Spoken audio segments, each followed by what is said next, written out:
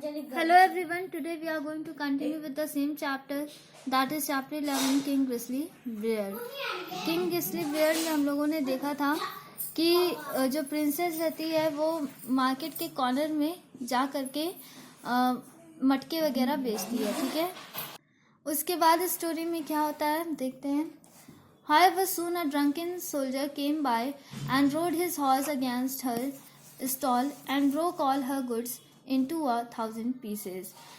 तभी वो बैठ करके कॉर्नर में बैठ करके बेच रही होती है कि एक शराबी सोल्जर आता है और अपने हॉर्स को उसके स्टॉल के ऊपर चढ़ा देता है और उसके सारे सामान को हजारों पीसेस में वो ब्रेक कर देता है, तोड़ देता है। She began to cry and did not know what to do. What will become of me? She said. What will my husband say? So she ran home and told him everything. ये जब उसका सारा सामान टूट जाता है तो वो रोने लग जाती है। उसे पता नहीं रहता है कि अब क्या करना है। अब वो बोलती है कि अब मेरा क्या होगा। वो कहती है कि अब उसका हस्बैंड उसको क्या कहेगा। ये कहते कहते वो घर भाग जाती है और अपने हस्बैंड को सारी बातें बताती है। Who would have thought you would have been so silly, he said, as to put an earthenware stall in the corner of the market where everybody passes. ये सुनते ही वो उसका हस्बैंड उल्टा उसे ही बोलने लग जाता है, प्रिंसेस को ही बोलने लग जाता है। वो कहता है कि कौन कहेगा कि तुम इतनी बेवकूफ़ हो। एक अर्थनवेयर स्टॉल तुम मार्केट के कॉर्नर पे नहीं संभाल सकी, जहाँ पे कोई भी आता जाता नहीं है। मार्केट के कॉर्नर पे बहुत ही कम लोग आते जाते हैं।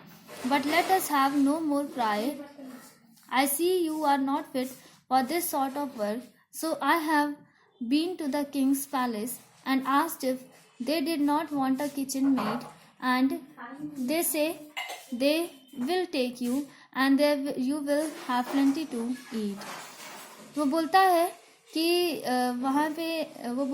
कि अब रोने की कोई बात नहीं है, अब तुम रो मत। वो कहता है कि मुझे तुम्हें देख करके लगता है कि तुम इस काम के लिए भी ठीक नहीं हो, इसलिए मैं किंग के पैलेस गया था और उनसे कुछ काम मांगा था। तो उन्होंने बताया, जब मैंने किंग से पूछा कि क्या उन्हें किचन मेड की ज़रूरत नहीं है, तो जब मैंने उनसे पूछा कि उन्हें किचन मेड की ज़रूरत नहीं है तो उन्होंने बोला कि वो तुम्हें रख लेंगे और वहाँ पे तुम रह करके काम करोगी और थोड़ा सा खाना खा लोगी। So the princess became a kitchen maid and help the cook to do all dirtiest work. इसलिए अब प्रिंसेस को किचन मेड बनना पड़ गया और उसने क्या किया, प्रिंसेस ने कुक को डर्टीएस्ट गंदा से गंदा काम उसे करना पड़ा और उसने हेल्प किया। She was allowed to carry home some of the meat that was left over and they lived on that. उसे कुछ थोड़ा सा खाना घर ले जाने के लिए मिल जाता था। वो बचा कुचा खाना घर लेकर के चली जाती थी और फिर इस तरीके से ये लोग गुजारा करते थे। She had not been there long before she heard that the king's eldest son was passing by on his way to get married. वहाँ पे वो फिर रुकी रह गई कुछ दिन। She had not been there long before. वो काफ़ी दिनों तक वहाँ पे नहीं गई और फिर बाद में उसको सुनने में आया कि जो किंग का एल्डेस्ट सन है वो शादी करने जा रहा है। She went to one of the window and looked out. वो एक विंडो के पास गई और वहाँ से बाहर देखा। Everything was ready and all the pomp and brightness of the court was there.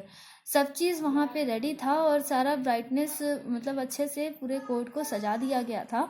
Seeing it, she grieved bitterly for the pride and mistake that had brought her so low.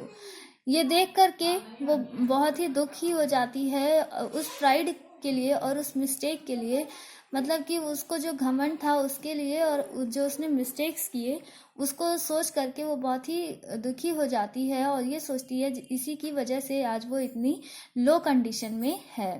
The servants gave her some of the rich meats and she put them into her basket to take home. उसके जो नौकर चाकर थे वो उसे कुछ अच्छे खाना ही दे देते हैं, तो वो उसे अपने टोकरी में डाल लेती है और उसे घर लेकर के चली जाती है। So students, I am going to end this video over here. Read till here, and if you are facing any kind of problem, please do ask me on the WhatsApp group. Till then, I wish a very good day to you all.